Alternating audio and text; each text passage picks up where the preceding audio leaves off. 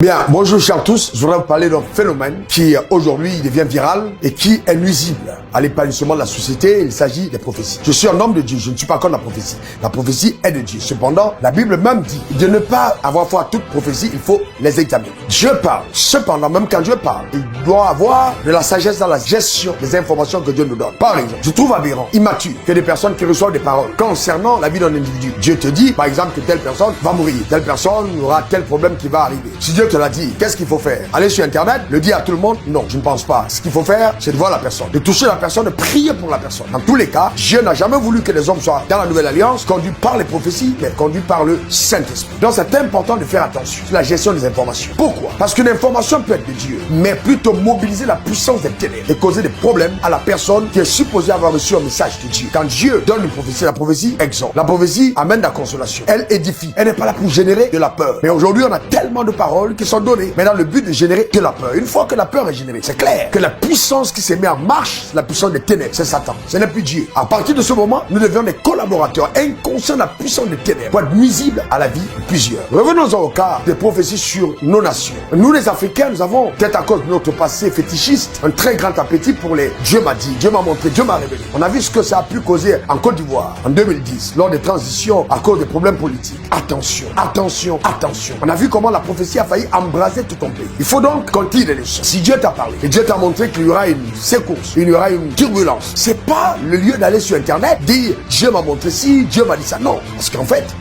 d'abord, on n'est pas très sûr que ce que tu dis est vrai. De deux, quand Dieu te donne l'information, il y a des personnes adéquates qui doivent recevoir l'information de ta part. C'est pas tout le monde. C'est pas sur Internet qu'on doit se mettre à répandre des visions comme s'il faille absolument qu'on démontre que nous sommes les dépositaires de la vérité divine par les prophéties et ainsi que les gens nous respectent et nous considèrent à partir des prophéties qui ont été accomplies. Ça, c'est immature et ça, c'est destructeur. Pourquoi je le dis? Parce que vous devez bien comprendre. La majorité des prophéties qu'on reçoit aujourd'hui sont des analyses humaines. Pour la plupart, ce sont des analyses. Quand vous dites à quelqu'un qui a 75 ans que Dieu m'a montré que cette année, il y a quelqu'un qui va mourir et qu'il a tel âge, c'est tout à fait normal. Quand on a cet âge, c'est tout à fait normal.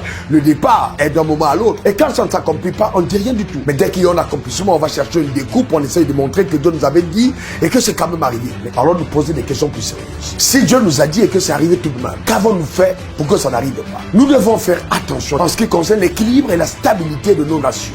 Faites très attention. On a une prolifération de personnes qui s'adonnent à ce jeu, à ces prophéties, à ces paroles de connaissance. Eh bien, je crois en tout ça. Je les manifeste moi-même. Mais nous devons faire attention. Je dis bien encore, très attention. Parce que pour plusieurs aussi, j'ai vu que certains d'entre nous avons, c'est normal, humainement, des inclinaisons par rapport à la politique. On aime tel candidat, on ne croit pas en tel autre. Moi, j'ai été à des forums où des hommes, on dit que telle personne, il va mourir parce qu'il n'était peut-être pas du bon qui était le leur. Mais on voit les personnes qui sont encore en vie jusqu'aujourd'hui. Il faut qu'on arrête ça un tout petit peu. Il faut qu'on arrête. Il faut vraiment que ça s'arrête. Il faut que ça change. Et qu'on bascule vraiment à la réelle maturité. On a nos inclinaisons. On a peut-être un candidat qu'on aime, mais ça ne nous donne pas le droit de prendre le don du Saint-Esprit et d'utiliser ça pour dire oui, Dieu nous a dit. Parce que dans tous les cas, on peut dire la vérité le dimanche ou même le vendredi, soit à une veillée de prière, et puis dimanche, le message qu'on prêche n'est pas de Dieu. C'est pas parce qu'on a le don de Dieu que forcément tout ce qu'on dit, ça vient de Dieu. Non, pas du tout. Pierre, c'est à lui que Jésus a dit, arrière de moi, Satan. Pourquoi? Parce que quelques instants après, lui qui a eu la grande révélation, ce qui était Dieu Seigneur, a donné une parole qui n'était pas de Dieu. Donc, il faille vraiment qu'on soit prudent et qu'on gagne en maturité. Et puis enfin, pourquoi toujours des prophéties de malheur? Oh, Dieu va frapper, Dieu va détruire le pays. J'ai vu le sang verser, j'ai vu telle personne mourir. Frères et sœurs, écoutez-moi très bien. Ce pays, nos pays africains ne sont pas des pays dirigés par Dieu. Ça ne sont pas des pays théocratiques. Et puis, il faut faire attention. Ce n'est pas nous qui avons tué Jésus. Pour que tout le temps, ce soit toujours en Afrique, on ait des prophéties de malheur. Va frapper, va détruire, va ruiner, le sang va se verser. J'ai vu ceci. Il faut qu'on arrête. Il faut vraiment que ça s'arrête. Si même Dieu nous parlait d'événements tristes qui étaient à venir, qu'on se mette à la brèche et que nous prions. On n'est pas là pour générer la peur, juste la psychose au niveau de la population. C'est vraiment important. Que Dieu vous bénisse abondamment. Je sais que ça ne va pas plaire à tout le monde. Mais là, j'essaie d'apporter ma contribution. Afin vraiment qu'en tant qu'homme de Dieu, que nous puissions aussi éclairer les jeunes qui entrent dans le ministère, qui ont le charisme, qui ont les dons de Dieu et qui sachent comment gérer, comment ça se passe. Il faut faire très attention, très attention. Que Dieu vous bénisse abondamment. que la main de Dieu soit sur ta vie, que la grâce de Dieu soit renouvelée, que Dieu fasse prospérer nos nations, que par le travail, il dit bien le travail, que nous fassions prospérer nos pays. Et puis il faut comprendre que l'identité n'est pas une compétence. C'est pas forcément parce qu'on est un enfant de Dieu qu'on doit être à la tête de notre pays, ça n'a rien à voir. Quand on est à la tête de notre pays, ça n'a rien à voir. Dieu a parlé à Pharaon qui n'a rien à voir avec l'histoire du peuple juif, pas du tout. Donc Dieu peut se révéler aux gens pour le bien d'une société, pour l'accomplissement de ses plans. Il faut gagner en maturité. Il faut gagner en maturité. Crions pour la stabilité de nos pays, encourageons de jeunes gens à envahir toutes les montagnes de la société, à être des valeurs, à apporter à la société quelque chose dans le travail. Je dis bien encore le travail, quand tous des hommes intègres, droits, des hommes qui participent à la construction du pays. Que simplement des personnes qui, de jour, de la nuit, tout le temps sont en train de prier, de prophétiser, de déclarer des choses.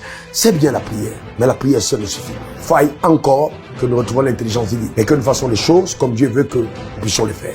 Adam a été mis dans le jardin d'Éden pour le cultiver et pour le garder.